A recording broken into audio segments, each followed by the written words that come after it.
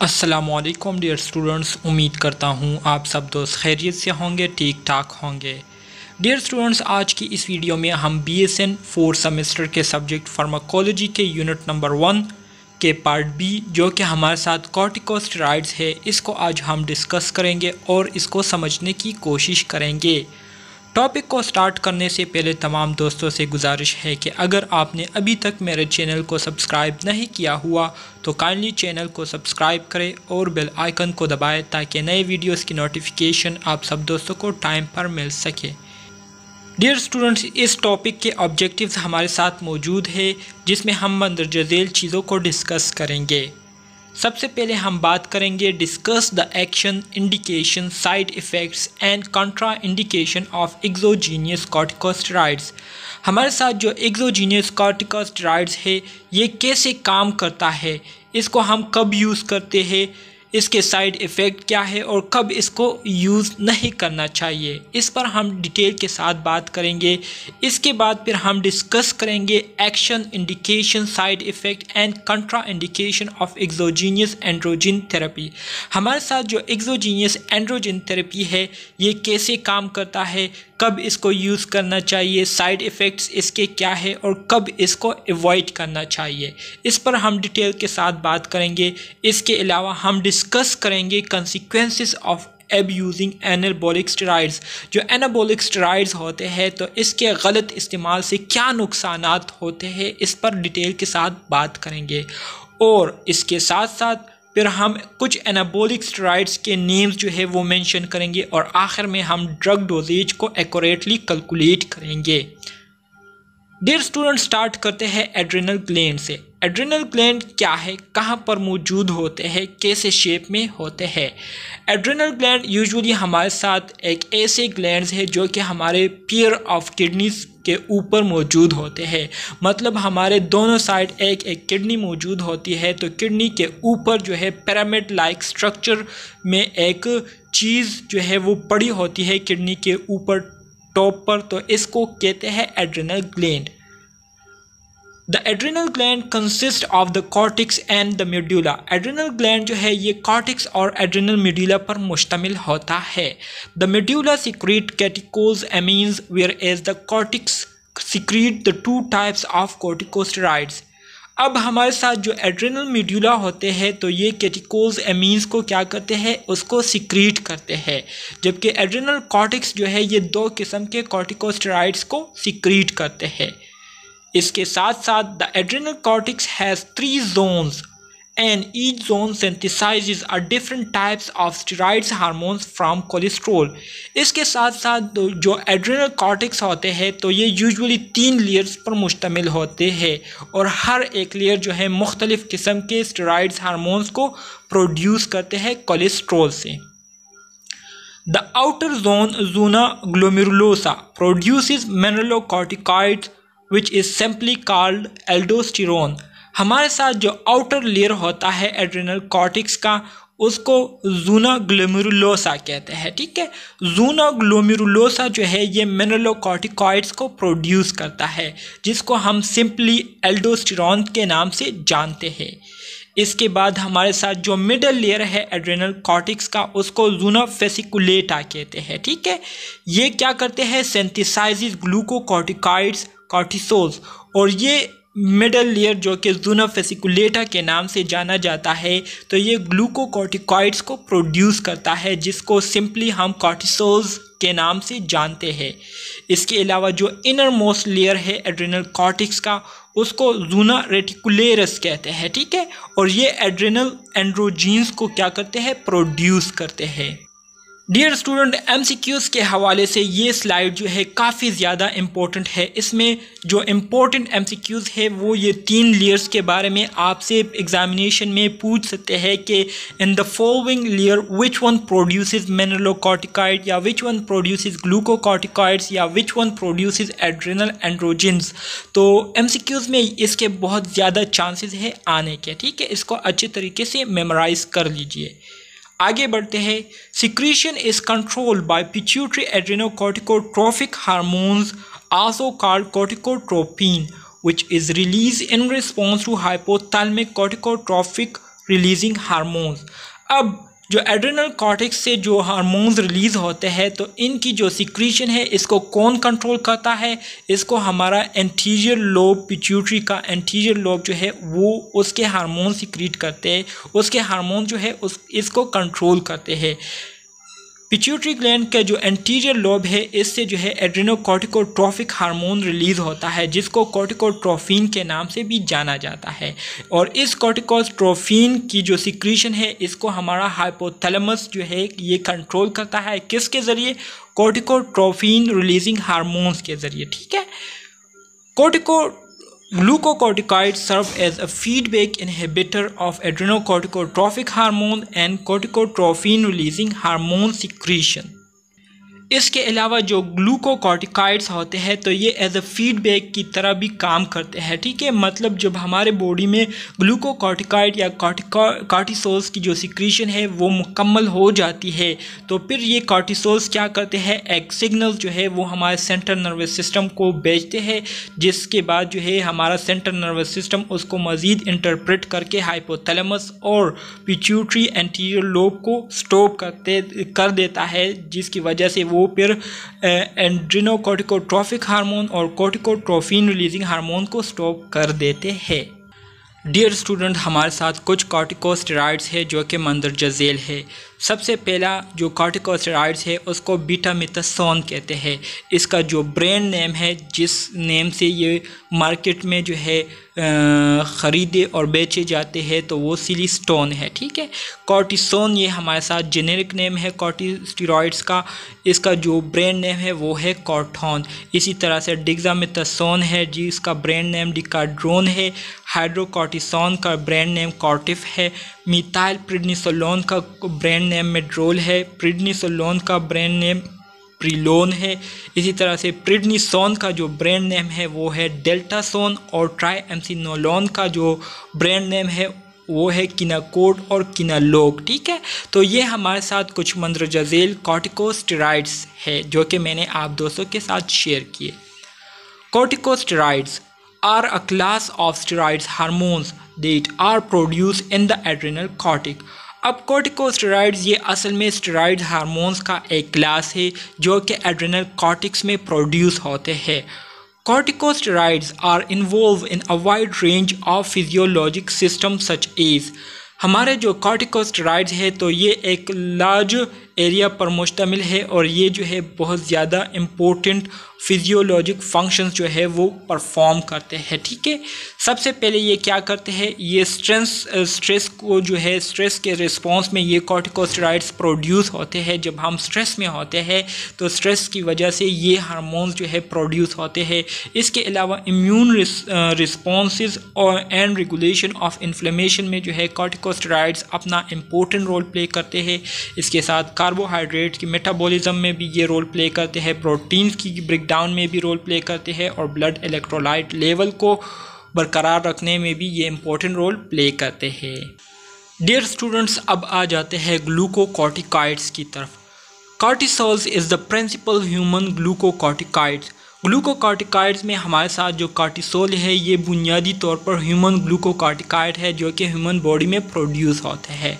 Normally it production is diurnal. इसकी जो production है ये डायऑर्नल है। ठीक है। मतलब इसका ये है कि इसकी जो ज़्यादा प्रोडक्शन है वो सुबह सवेरे मॉर्निंग के टाइम बहुत ज़्यादा होती है, जिसके बाद इसकी सिक्रीशन में क्या आती है, कमी आना शुरू हो जाती है।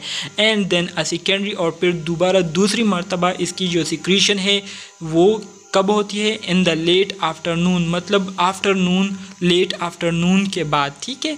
दोपहर के वक्त। Factors such as stress and level of the circulating steroids influence secretion।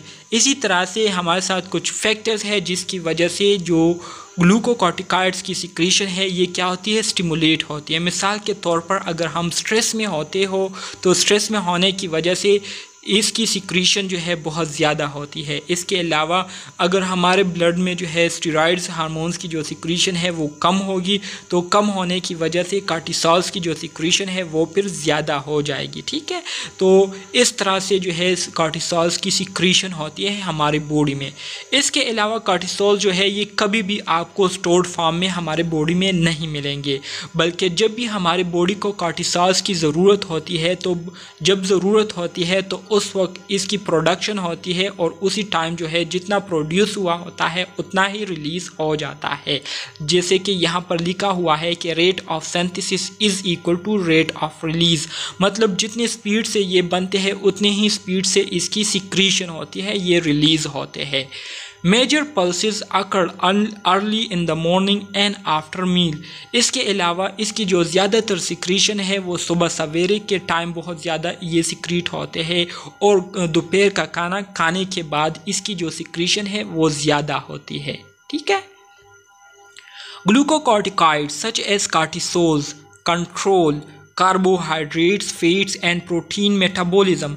Glucocorticoid जिसमें हमारे साथ कार्टिसोल्स है, ये कार्टिसोल्स हार्मोन्स क्या करते हैं, हमारे कार्बोहाइड्रेट, फैट्स और प्रोटीन की मेटाबॉलिज्म को कंट्रोल करता है, और इसके साथ साथ एंटी इन्फ्लेमेटरी है by preventing phospholipid release. Phospholipid release को ये प्रिवेंट करके एंटी इन्फ्लेमेटरी रोल प्ले करते हैं, decreasing eosinophils action and a number of other mechanism. Mineralocorticoids such as aldosterone control electrolytes and water level। इसके अलावा हमारे साथ जो दूसरे कॉर्टिकॉइड्स है जिसको हम मिनरलोकॉर्टिकॉइड्स कहते हैं, ये क्या करते हैं, इसमें एल्डोस्टेरोन होते हैं जिनका बुनियादी फंक्शन, मेजर फंक्शन ये होता है कि ये हमारे बॉडी में वाटर और इलेक्ट्रोलाइट के लेवल को होम्योस्टेटिक रखता है, mainly by promoting sodium retention in the kidney. Dear students, अब हम बात करेंगे कि कैसे कॉर्टिकोस्टेरॉइड्स जो है इसकी प्रोडक्शन होती है और कैसे ये बनते हैं। ठीक है, so biosynthesis, the corticosteroids are synthesized from cholesterol within the adrenal cortex. जैसे कि मैंने आपको इस स्लाइड से पहले वाले स्लाइड्स में बताया कि हमारे साथ जो कॉर्टिकोस्टेरॉइड्स है तो इसकी जो प्रोडक्शन या सिंथेसिस है या बनावट है ये एड्रेनल कॉर्टेक्स के अंदर कोलेस्ट्रॉल से बनते हैं। ठीक है, aldosterone and corticosterone share the first part of their biosynthetic pathway. मतलब जिस तरीके से एल्डोस्टेरोन और कॉर्टिकोस्टेरोन की बनावट होती है या बनते हैं, तो इसका जो पहला पार्ट होता है बनने का, तो दोनों का एक जैसे होता है। ठीक है, share the first part of their biosynthetic pathway से मुराद ये है कि पहले पार्ट में दोनों हार्मोन जो है एल्डोस्टेरोन और कॉर्टिकोस्टेरोन दोनों जो है एक ही तरह के प्रोसेस से ये बनते हैं। ठीक है, the last part is either mediated by the aldosterone synthase for aldosterone और by the 1,1 beta hydrolase for corticosterone. लेकिन इसका जो लास्ट पाथ होता है, लास्ट हिस्सा होता है जिसके दौरान इन दोनों हार्मोन्स की प्रोडक्शन होती है, ये दोनों हार्मोन्स बनते हैं, तो वो दोनों पार्ट जो है एक दूसरे से मुख्तलिफ है। मतलब एल्डोस्टेरोन के लिए जो एंजाइम यूज़ होते हैं लास्ट पार्ट में, वो एल्डोस्टेरोन सिंथेज उसको कहते हैं। ठीक है, एल्डोस्टेरोन जो है लास्ट पार्ट में इन्वॉल्व हो जाते हैं और एल्डोस्टेरोन की जो प्रोडक्शन है उसको मुकम्मल कर देती है। इसी तरह से कॉर्टिकोस्टेरोन की जो प्रोडक्शन है, मेकिंग है, उसको मुकम्मल करने के लिए 1,1 बीटा हाइड्रोलेज एंजाइम जो है ये क्या होते हैं, ये इस लास्ट पार्ट में जो है हिस्सा लेते हैं और कॉर्टिकोस्टेरोन की जो प्रोडक्शन है, जो मेकिंग प्रोसेस है, उसको मुकम्मल करती है। Regulation of synthesis. अब इन हार्मोन्स की जो प्रोडक्शन हो रही है तो इसको कौन रेगुलेट करता है, इसको कौन कंट्रोल कर रहा होता है। तो मैंने आपको स्टार्ट में ही बताया था कि जो हमारे साथ कॉर्टिकोस्टेरॉइड्स हार्मोन्स होते हैं तो ये स्टोर्ड फॉर्म में हमारे बॉडी में नहीं होते, बल्कि जब भी हमारे बॉडी को इसकी ज़रूरत पड़ती है तो हमारी बॉडी उसी टाइम इन हार्मोन्स की प्रोडक्शन करती है और जितना प्रोड्यूस होते हैं उतना ही उसकी सिक्रीशन होती है। ठीक है, मतलब स्टोर करने के लिए एक थोड़ा सा भी नहीं बचता, बल्कि जितना ज़रूरत होता है उतना ही ये प्रोड्यूस होता है और सीक्रेट होता है। ठीक है, सो इसको कौन रेगुलेट करता है? इसको हमारे दो किस्म के हार्मोन्स रेगुलेट करते हैं, जो कि एक हाइपोथैलेमस से रिलीज होते हैं और दूसरा पिट्यूटरी ग्लैंड का जो एंटीरियर पिट्यूटरी लोब है उससे रिलीज होता है। ठीक है, तो ये दोनों हार्मोन जो है ये हमारे जो कॉर्टिकोस्टेरॉइड्स हार्मोन्स की जो सिक्रीशन और प्रोडक्शन है इसको कंट्रोल करती है। Synthesized and release under the influence of adrenocorticotrophic hormone, जो कि एंटीरियर पिट्यूटरी लोब से रिलीज होती है। ठीक है, और इसी तरह से इसकी जो रेगुलेशन है वो कॉर्टिकोट्रोफिन रिलीजिंग हार्मोन जो कि हाइपोथैलेमस से रिलीज़ होती है, ये क्या करती है? कंट्रोल करती है। और इसके साथ साथ by the feedback level of blood concentration, जब ब्लड में इन हार्मोन्स की मतलब कॉर्टिकोस्टेरॉइड्स हार्मोन्स की जो कंसंट्रेशन है वो ज़्यादा हो जाती है, तो ज़्यादा होने की वजह से एज अ फीडबैक ये फिर काम करती है और हमारा जो हाइपोथैलेमस और जो पिट्यूटरी लोब इन हार्मोन्स को सीक्रेट कर रहे होते हैं तो उनकी सीक्रेशन को फीडबैक मैकेनिज्म के ज़रिए उसको स्टॉप कर देते हैं। ठीक है, तो इस तरीके से इन हार्मोन्स की सिक्रीशन और रेगुलेशन होती रहती है। ठीक है, यहाँ पर डियर स्टूडेंट्स अगर आप नीचे डायग्राम पर थोड़ा सा नज़र डालें तो यहाँ पर आपको एक साइकिल जो है वो दिया गया है और साइकिल के ज़रिए आपको समझाया जा रहा है कि सबसे पहले क्या होता है। सबसे पहले तो हमारे बॉडी में जब कॉर्टिकोस्टेरॉइड्स कॉर्टिसोल्स या जो एल्डोस्टेरोन है उसकी ज़रूरत होती है, तो हमारे ब्लड में जो है ख़ास किस्म के रिसेप्टर्स होते हैं जो कि इस ज़रूरत को क्या करते हैं, इस सिग्नल्स को, इस स्टिमुलाई को क्या करते हैं, रिसीव करते हैं। और वो रिसेप्टर्स क्या करते हैं, हमारे सेंट्रल नर्वस सिस्टम को मैसेजेस सिग्नल्स ट्रांसफ़र कर देते हैं। सेंट्रल नर्वस सिस्टम क्या करता है, उस पर इंटरप्रिटेशन करके उन सिग्नल्स को हाइपोथैलेमस की तरफ क्या कर देते हैं, भेज देते हैं। हाइपोथैलेमस उन सिग्नल्स के नतीजे में क्या करता है, कॉर्टिकोट्रोफिन रिलीजिंग हार्मोन्स को रिलीज करना शुरू कर देते हैं। जब ये कॉर्टिकोट्रोफिन रिलीजिंग हार्मोन्स हमारे पिट्यूटरी ग्लैंड के एंटीरियर पिट्यूटरी लोब में आ जाती है तो एंटीरियर पिट्यूटरी लोब को एक ख़ास किस्म का सिग्नल जो है हाइपोथैलेमस से मिल जाता है। फिर इन सिग्नल्स के रिस्पॉन्स में एंटीरियर पिट्यूटरी लोब एक ख़ास किस्म के हार्मोन्स को प्रोड्यूस करते हैं जिसे हम कॉर्टिकोट्रोप्स या एड्रेनोकॉर्टिकोट्रोफिक हार्मोन्स कहते हैं। यही एड्रेनोकॉर्टिकोट्रोफिक हार्मोन्स फिर ब्लड स्ट्रीम के ज़रिए चली जाती है कहाँ पर, हमारे किडनीज के ऊपर जो एड्रेनल ग्लैंड्स मौजूद होते हैं जो कि पिरामिड लाइक स्ट्रक्चर उनकी होती है, तो उन एड्रेनल ग्लैंड्स में ये एंटर हो जाते हैं। उन एड्रेनल ग्लैंड्स में एंटर होने के बाद ये हार्मोन कॉर्टिकोट्रोप्स हार्मोन जो है ये एंटर हो जाती है एड्रेनल कॉर्टेक्स में। जब एड्रेनल कॉर्टेक्स में एंटर हो जाती है तो एड्रेनल कॉर्टेक्स में ये क्या करती है, ये एक सिग्नल दे देती है एड्रेनल कॉर्टेक्स को, जिसके नतीजे में फिर एड्रेनल कॉर्टेक्स जो है क्या करती है, कॉर्टिसोल्स को रिलीज करती है, एल्डोस्टेरोन्स को रिलीज करती है और एंड्रोजीन्स को रिलीज करती है, जिस चीज़ की हमारी बॉडी को ज़्यादा ज़रूरत होती है। तो अकॉर्डिंग टू स्टिमुलाई उसके मुताबिक हमारे एड्रेनल कॉर्टेक्स उन हार्मोन्स को रिलीज कर देते हैं। ठीक है, तो ये पूरा प्रोसेस जो है इस तरीके से ये पूरा साइकिल होता रहता है। ठीक है, उम्मीद करता हूँ इसकी समझ आप दोस्तों को आ गई होगी। आगे बढ़ते हैं dear student, regulation of synthesis of other, so control by circadian rhythm. इसके अलावा जो कॉर्टिकोस्टेरॉइड्स हार्मोन है तो इसके दूसरे मैकेनिज्म के ज़रिए जो रेगुलेशन होती है तो उसमें हमारे साथ एक सर्केडियन रिदम आता है। सर्केडियन रिदम से मुराद 24 आवर्स में मतलब किस टाइम ज़्यादा इसकी सिक्रीशन होती है और किस टाइम नहीं होती।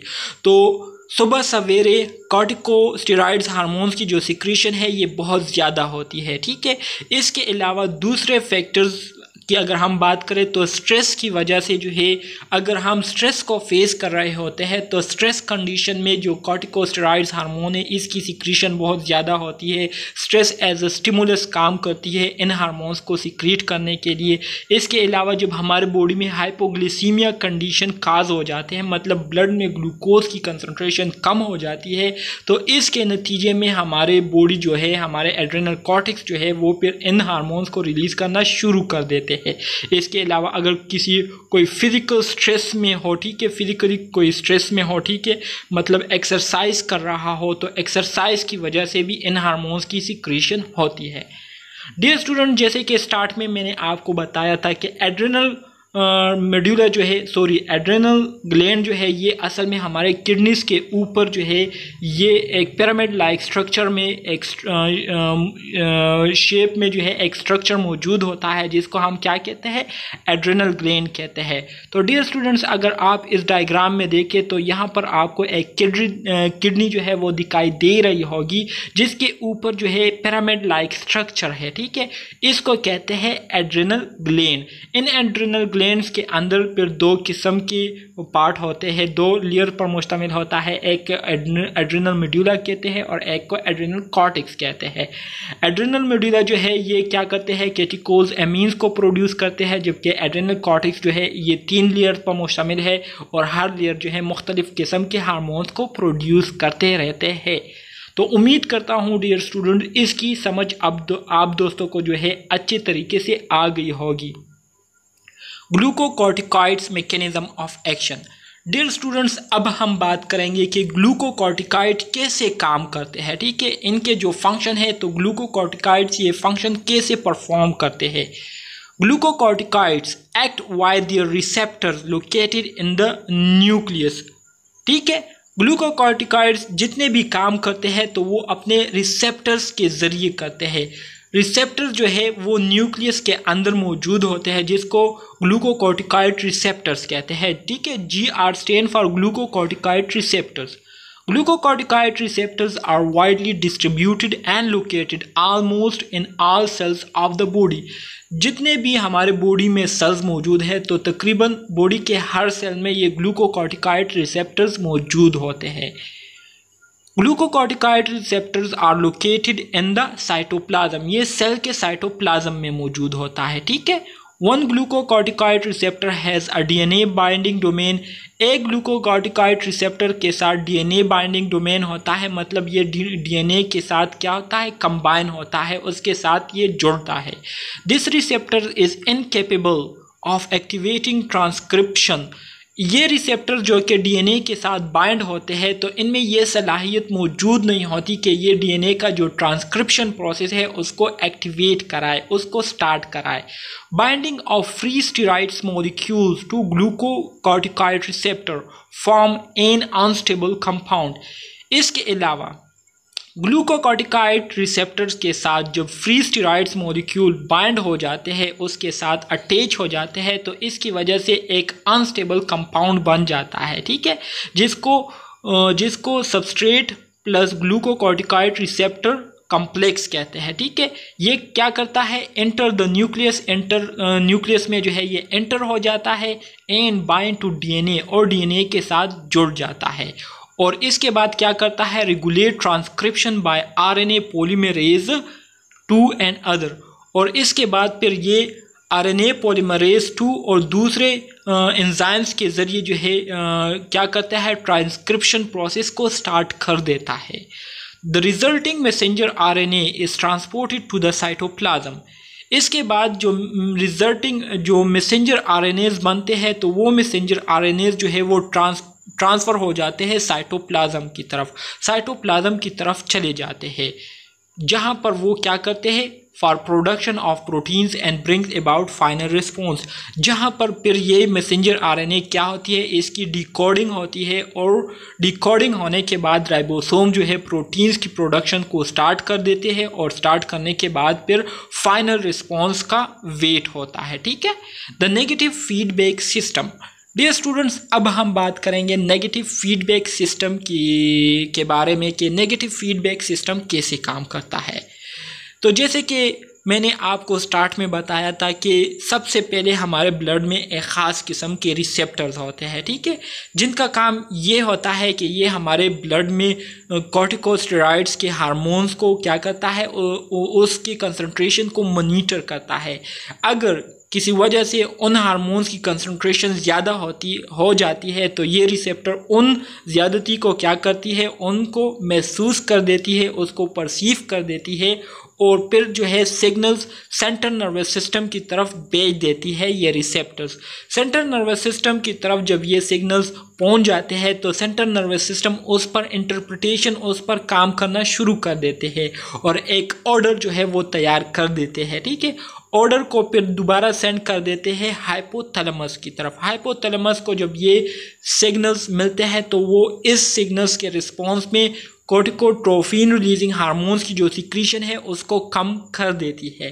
जब उसकी सिक्रीशन कम होती है तो इसी तरह से एंटीरियर पिट्यूटरी लोब को सिग्नल मिल जाते हैं हाइपोथैलेमस की तरफ से, जिसकी वजह से एंटीरियर पिट्यूटरी लोब जो है एड्रेनोकोर्टिकोट्रोपिक हार्मोन्स की सिक्रीशन को कम कर देती है और इसी तरह से कम हार्मोन जो है ब्लड स्ट्रीम के ज़रिए हमारे जो किडनीज के ऊपर जो एड्रेनल ग्लैंड है वहाँ तक पहुँचती है और उसको भी एक थोड़ा सा सिग्नल मिल जाता है, जिसकी वजह से वहाँ पर इन हार्मोन्स की सिक्रीशन जो है वो कम हो जाती है और इसी तरह से ये साइकिल जो है आगे जाता रहता है। ठीक है, ये होम्योस्टेटिक कंडीशन में मेंटेन रहता है। तो इस तरह से ये नेगेटिव फीडबैक सिस्टम जो है ये कंट्रोल होता रहता है। ठीक है, तो उम्मीद करता हूँ डियर स्टूडेंट इसकी समझ भी आप दोस्तों को आ गई होगी।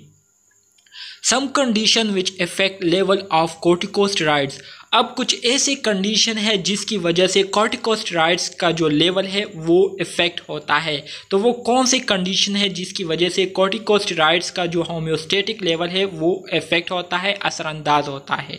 सबसे पहले बात करते हैं primary adrenocortical deficiency. Primary adrenocortical deficiency ये असल में हमारे साथ एबनॉर्मेलिटी है जिसमें एड्रेनोकोर्टिको या कोर्टिकोस्टेरॉइड्स की जो सिक्रीशन है उसमें एबनॉर्मेलिटी आ जाती है। तो प्राइमरी एड्रेनोकोर्टिकल डिफिशिएंसी असल में ये एडिसन डिजीज़ की वजह से काज होती है। ठीक है, एमसीक्यूज़ के हवाले से इम्पोर्टेंट है। एडिसन डिजीज़ में क्या होता है, प्राइमरी एड्रेनोकोर्टिकल डिफिशिएंसी आती है, मतलब कोर्टिकोस्टेरॉइड्स की जो सिक्रीशन है वो इनसफिशिएंट होती है, जिसकी वजह से बॉडी की जो ज़रूरियात है वो पूरी नहीं होती। ठीक है, जो दूसरी वजह है, जो दूसरी कंडीशन है वो है secondary adrenocortical deficiency. Secondary adrenocortical deficiency किस वजह से काज होती है, due to inadequate secretion from pituitary gland, surgical removal of gland, prolong use of glucocorticoids in non endocrine disorders. इनके वजूहात बहुत सारे हो सकते हैं, जिसमें जो कॉमन और ज़्यादातर वजूहात होते हैं तो वो पिट्यूटरी ग्लैंड से हार्मोन्स की इनएडिक्वेट सिक्रीशन का होना। ठीक है, मतलब पिट्यूटरी ग्लैंड जो है हार्मोन्स को इतने मिकदार में सिक्रीट कर लेता है कि वो बॉडी के लिए जो है वो नाकाफ़ी होते हैं। तो इस वजह से ये सेकेंडरी एड्रेनोकोर्टिकल डिफिशिएंसी काज होती है। या अगर किसी वजह से पिट्यूटरी ग्लैंड को जो है रिमूव किया गया हो, ठीक है, जिसको हम हाइपोफिसिक्टमी कहते हैं, हाइपोफिसिक्टमी कहते हैं। ठीक है, तो इसमें हम क्या करते हैं, पिट्यूटरी ग्लैंड को रिमूव करते हैं। तो पिट्यूटरी ग्लैंड के रिमूव होने की वजह से जो है सिग्नल्स फिर नहीं मिलते, बॉडी को कोर्टिकोस्टेरॉइड्स नहीं मिलते। ठीक है, सफिशिएंट मिकदार में, तो इस वजह से ये काज होता है। इसके अलावा एंडोक्राइन डिसऑर्डर नहीं होता और आप ग्लूकोकॉर्टिकॉइड्स को बहुत ज़्यादा टाइम के लिए यूज़ करते हैं, तो इस वजह से भी काज होता है। ठीक है, सेकेंडरी एड्रेनोकोर्टिकल डिफिशिएंसी। इसके अलावा जो टर्शियरी एड्रेनोकोर्टिकल डिफिशिएंसी है तो ये किस वजह से काज होती है, रिलीजिंग फैक्टर डिफिशिएंसी की वजह से, मतलब हाइपोथैलेमस से जो कोर्टिकोट्रोफिन रिलीजिंग हार्मोन्स की सिक्रीशन होती है तो हाइपोथैलेमस से वो बहुत कम मिकदार में सिक्रीट होते हैं, जिसकी वजह से पिट्यूटरी ग्लैंड को भी फिर सिग्नल्स सही तरीके से नहीं मिलते और इसी तरह से टर्शियरी एड्रेनोकोर्टिकल डिफिशिएंसी काज हो जाती है। हाइपर सिक्रीशन ऑफ कॉर्टिसोल, वो कंडीशन जिसमें कॉर्टिसोल की जो सिक्रीशन है वो बहुत ज़्यादा होती है, नॉर्मल से ज़्यादा होती है, तो वो कुशिंग सिंड्रोम में होती है। ठीक है, इसके अलावा एड्रेनल ग्लैंड में ट्यूमर होने की वजह से कॉर्टिसोल की जो सिक्रीशन है वो नॉर्मल से ज़्यादा होती है। Stress and stressors, the non specific response of the body to any demand is called stress. मतलब जब हमारी बॉडी नॉन स्पेसिफिक रिस्पॉन्स देता है, किसी भी डिमांड को नॉन स्पेसिफिक रिस्पॉन्स देता है, ठीक है, तो उसको कहते हैं स्ट्रेस। जबकि स्ट्रेसर्स क्या है? A stressor is an agent which attempts to alter the internal environment is called stressor. कोई भी एजेंट, कोई भी चीज़, कोई भी सिचुएशन जो कि हमारे बॉडी का इंटरनल माहौल को तब्दील करे, हमारे इंटरनल बॉडी इन्वायरमेंट को क्या करे, उसको डिस्टर्ब करे, उसको अल्टर करे, तो इसको कहते हैं स्ट्रेसर्स। ऐसे एजेंट्स को स्ट्रेसर्स कहते हैं। तो स्ट्रेसर्स में हमारे साथ फिजिकल इंजरी भी आती है, इन्फेक्शन भी आता है, हाई और लो टेम्परेचर का होना, रेडिएशन थेरेपी, न्यूरोमस्कुलर फटीग का आ जाना, इमोशन में चेंजेस का आना, नॉइज़ और इन्वायरमेंटल पोल्यूटेंट, ये सारी चीज़ें क्या है? ये असल में हमारे साथ स्ट्रेसर्स है। ये क्या करती है? हमारी बॉडी में इंटरनल इन्वायरमेंट में होम्योस्टैटिक इन्वायरमेंट को क्या करती है? उसको डिस्टर्ब करती है। Body usually tend to adopt with situation. हमारी बॉडी जो है वो ख़ास तौर पर इसकी ये क्वालिटी है कि ये सिचुएशन के साथ अपने आप को एडजस्ट करती है, ठीक है। The negative feedback fails in stress. Negative feedback जो है ये स्ट्रेस में क्या हो जाता है? फेल हो जाता है, नाकाम हो जाता है, ठीक है। तो हमारे बॉडी का ये फंक्शन है, ये एबिलिटी है, ये खसूसियत है कि ये अपने आप को हर किस्म के एनवायरनमेंट में एडजस्ट करने की कोशिश करती है। The negative feedback system fails in stress and there is continuous secretion of adrenocorticotrophic hormone.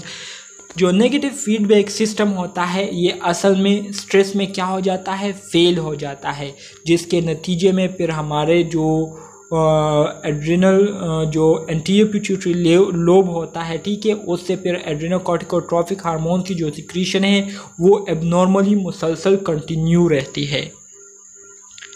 Physiological action.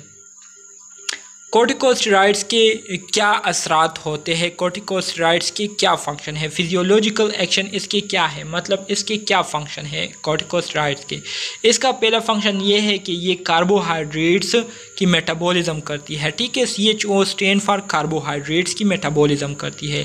Like gluconeogenesis काज करती है, ठीक है, इसको इंक्रीज करती है। इसके अलावा break down of protein to amino acid, proteins की जो है ब्रेक डाउन करती है और इसको अमाइनो एसिड में कन्वर्ट करती है, ठीक है। तो ये एबनॉर्मल एक्शन है, ठीक है। जब एबनॉर्मेलिटी आ जाती है तो उसकी वजह से फिर ये कंडीशन काज होते हैं, ये प्रोसेसेस होते हैं। इसके अलावा cortisols inhibit glucose uptake by tissues. Cortisols क्या करते हैं? ग्लूकोज अपटेक को फिर स्टॉप कर देते हैं, फिर टिश्यूज़ उसको यूज़ नहीं करते, ठीक है। इसके अलावा एंटी इंसुलिन सिक्रीशन के तौर पर काम करती है, ठीक है, कॉर्टिसोल्स या कॉर्टिकोस्टेरॉइड्स। इसके अलावा इनहिबिट ग्लाइकोजिनोलाइसिस प्रोसेस को क्या करती है? स्टॉप करती है जब एबनॉर्मल सिक्रीशन होती है। प्रोटीन मेटाबॉलिज्म काज करती है, ठीक है।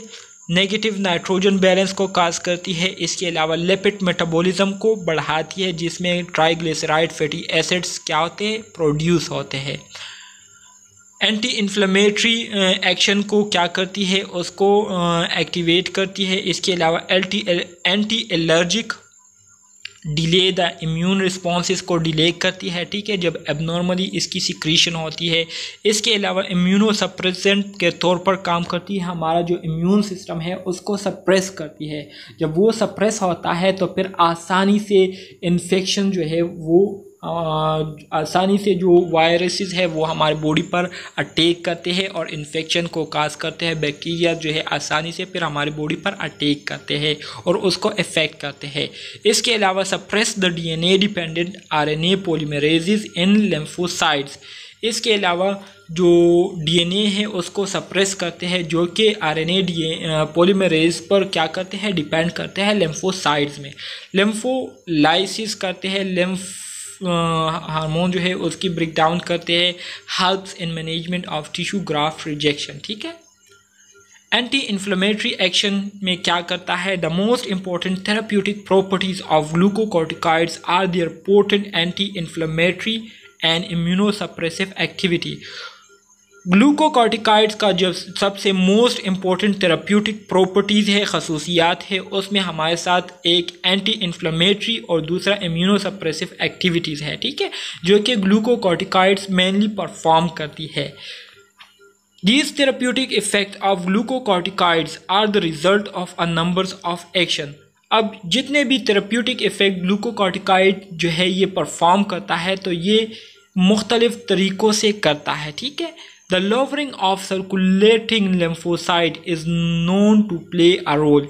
इसी तरह से हमारे ब्लड में जब लिम्फोसाइट की कंसंट्रेशन कम हो जाती है तो कम होने की वजह से ग्लूकोकॉर्टिकॉइड्स को एक सिग्नल मिलता है, जिसकी वजह से ग्लूकोकॉर्टिकॉइड्स ये एक्टिवेट होते हैं और अपना जो डिफेंस मैकेनिज़्म है उस डिफेंस मैकेनिज़्म का जो रोल है उसको प्ले करता है, ठीक है।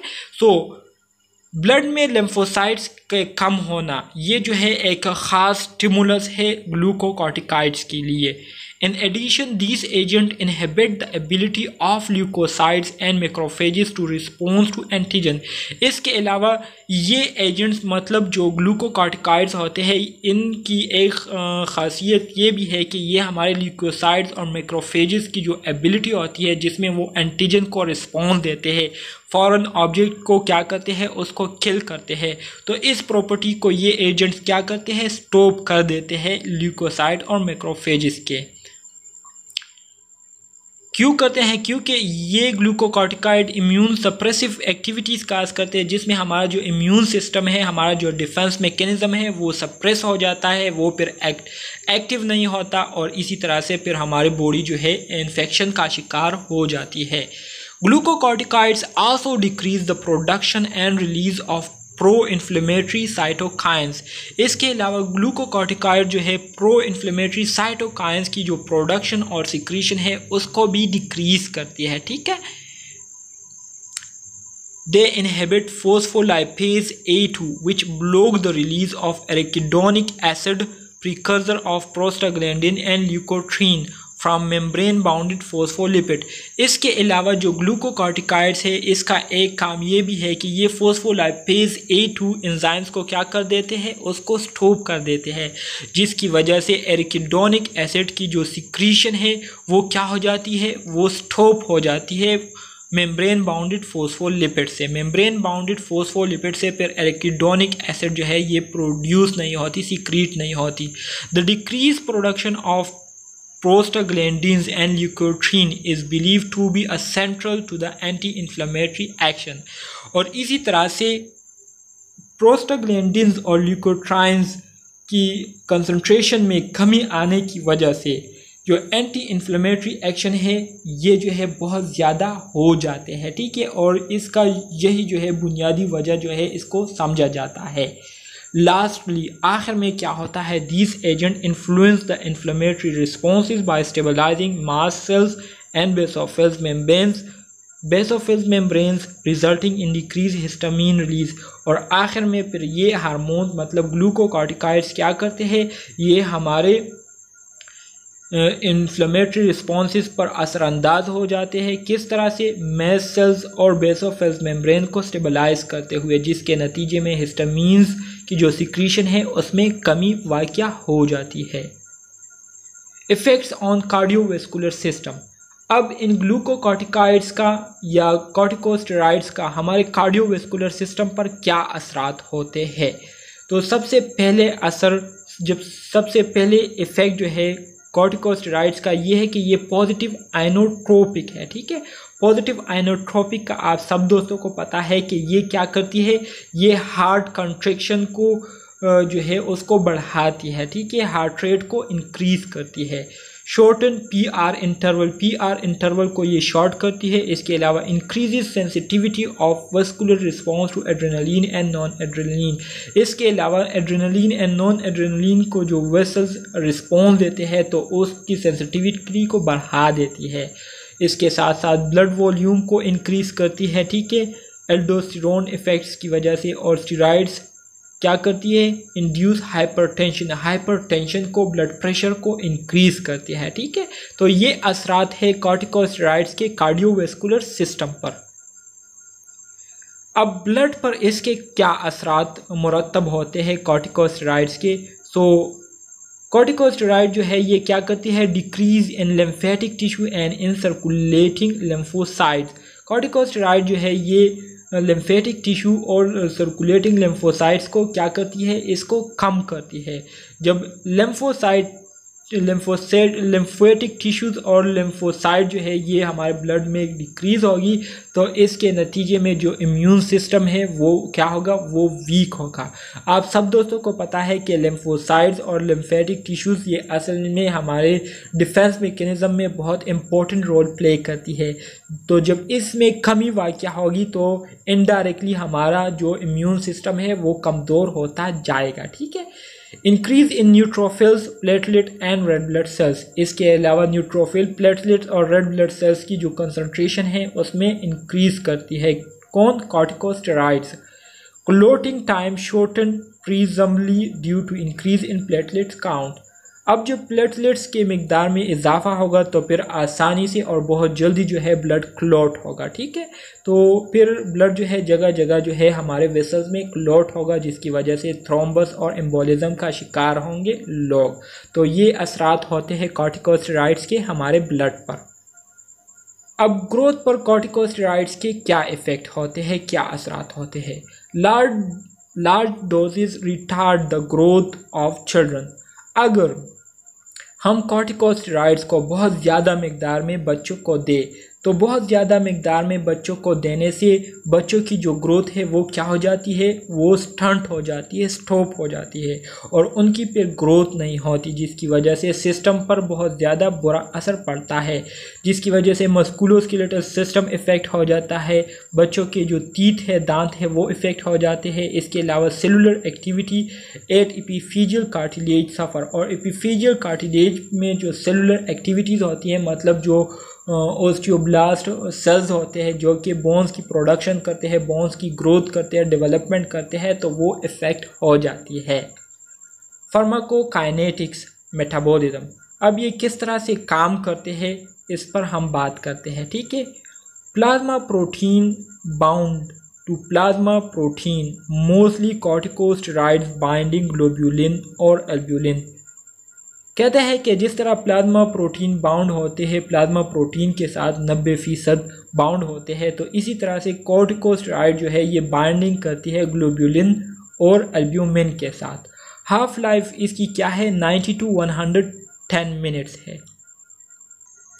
कंजुगेशन इन लिवर में ये कंजुगेट हो जाते हैं, मतलब मिल जाते हैं और क्या होते हैं, डाईहाइड्रोकार्टिसोल, टेट्राहाइड्रोकार्टिसोल्स के साथ ये क्या हो जाते हैं, मिल जाते हैं और इसमें कन्वर्ट हो जाते हैं, जिसके बाद फिर इसकी जो एक्सक्रीशन है ये यूरिन के ज़रिए होती है। लिवर से ये एक्सक्रीट होकर थ्रू यूरिन से फिर बॉडी से बाहर निकल जाते हैं यूरिन के ज़रिए। सिंथेटिक स्टेरॉइड में हमारे साथ प्रेडनिसोन एंड प्रेडनिसोलोन जो है ये मोर पोटेंट एंटी इन्फ्लेमेटरी है। ठीक है। प्रेडनिसोन एंड प्रेडनिसोलोन जो है ये सबसे ज़्यादा इफ़ेक्टिव एंटी इन्फ्लेमेटरी एजेंट्स है।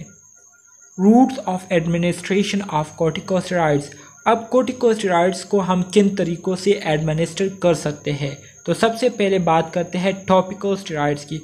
टॉपिकल स्टेरॉइड्स ये यूजुअली हमारे साथ वो स्टेरॉइड्स होते हैं जो कि हम स्पेशली स्किन के ऊपर लगाते हैं, आइज़ में डालते हैं या म्यूकस मेम्ब्रेन में क्या करते हैं, इसको डालते हैं। ठीक है। तो उसको टॉपिकल स्टेरॉइड्स कहते हैं। For use topically on the skin, eyes and mucous membrane. तो जैसे कि मैंने आपको कहा कि इसको हम स्किन, आइज़ और म्यूकस मेम्ब्रेन पर लगाते हैं। इसके बाद इनहेल स्टेरॉइड्स। इनहेल स्टेरॉइड्स वो स्टेरॉइड्स है जिसको हम थ्रू नोज़ इनहेल करते हैं। ठीक है। So for use to treat the nasal mucosa, sinuses, bronchi and lung. Inhale steroids को हम नेजल म्यूकोसा, साइनोसिस, ब्रोंकी और लंग्स के इलाज के लिए यूज़ करते हैं। इसके बाद तीसरा जो हमारे साथ टाइप है कॉर्टिकोस्टेरॉइड्स का, वो है ओरल फॉर्म कॉर्टिकोस्टेरॉइड, जिसको हम ओरली एडमिनिस्टर करते हैं, माउथ के ज़रिए देते हैं, such as prednisone and prednisolone. Prednisone and prednisolone ये ओरल कॉर्टिकोस्टेरॉइड्स है। इसके बाद हमारे साथ जो लास्ट पार्ट है वो है पेरेंट्रल फॉर्म, मतलब आईवी के ज़रिए जो हम देते हैं या आईएम के ज़रिए देते हैं या सबक्यूटेनियसली, तो ये हमारे साथ पेरेंट्रल फॉर्म में आते हैं। Available in injectable for use intravenously, ठीक है। Classification based on pharmacological action, मतलब अब हमारे साथ जो है ग्लूकोकॉर्टिकॉइड्स की जो है क्लासिफिकेशन हुई है, ठीक है, फार्माकोलॉजिकल एक्शन की बुनियाद पर कि ये किस तरह से काम करते हैं, इनके फंक्शन क्या होते हैं, कितना इफ़ेक्टिव है, इस बुनियाद पर डिफरेंट ग्लूकोकॉर्टिकॉइड्स की क्लासिफिकेशन हुई है।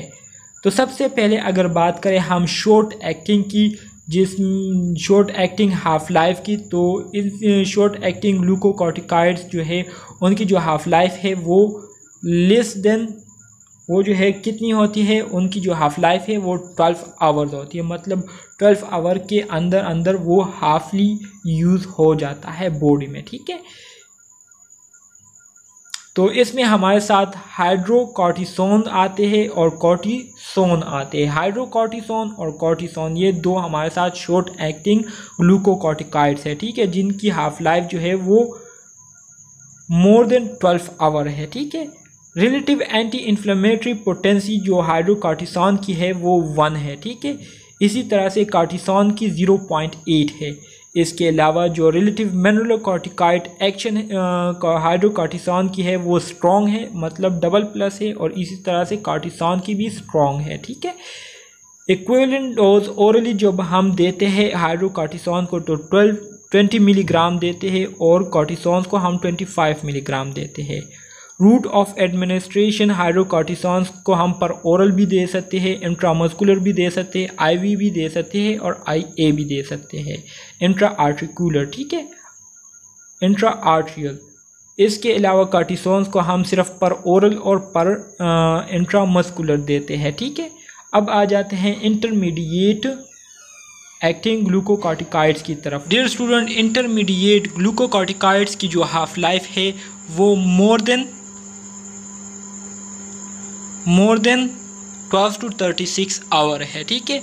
अब इंटरमीडिएट ग्लूकोकॉर्टिकॉइड्स में हमारे साथ प्रेडनिसोन आते हैं, प्रेडनिसोलोन आते हैं और मिथाइल डिकोड्रिनोल आते हैं मेरे ख्याल में।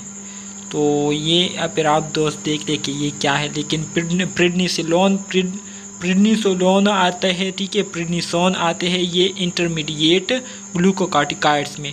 इनकी जो रिलेटिव एंटी इन्फ्लेमेटरी पोटेंसी है, ठीक है, जिस शिद्दत से ये एंटी इन्फ्लेमेटरी एक्शन काज करती है, तो प्रेडनिसोन की 3 to 3.5 है, जबकि प्रेडनिसोलोन की 4 है, ठीक है। इसके अलावा जो रिलेटिव मिनरलोकॉर्टिकॉइड्स एक्शन है इसका तो मॉडरेट है, दरमियाना है, ठीक है, और प्रेडनिसोलोन का भी दरमियाना है। इसके अलावा जो इक्विवेलेंट डोजेज है इसका, जिसको हम देते हैं, तो दोनों को हम 5 मिलीग्राम देते हैं। इसके अलावा प्रेडनिसोन को हम सिर्फ पर ओरल देते हैं। इसके अलावा प्रेडनिसोलोन को जो है पर ओरल, इंट्रामस्कुलर, इंट्रावेनस और इंट्रा आर्ट्रियल रूट से जो है वो क्या करते हैं, एडमिनिस्टर करते हैं।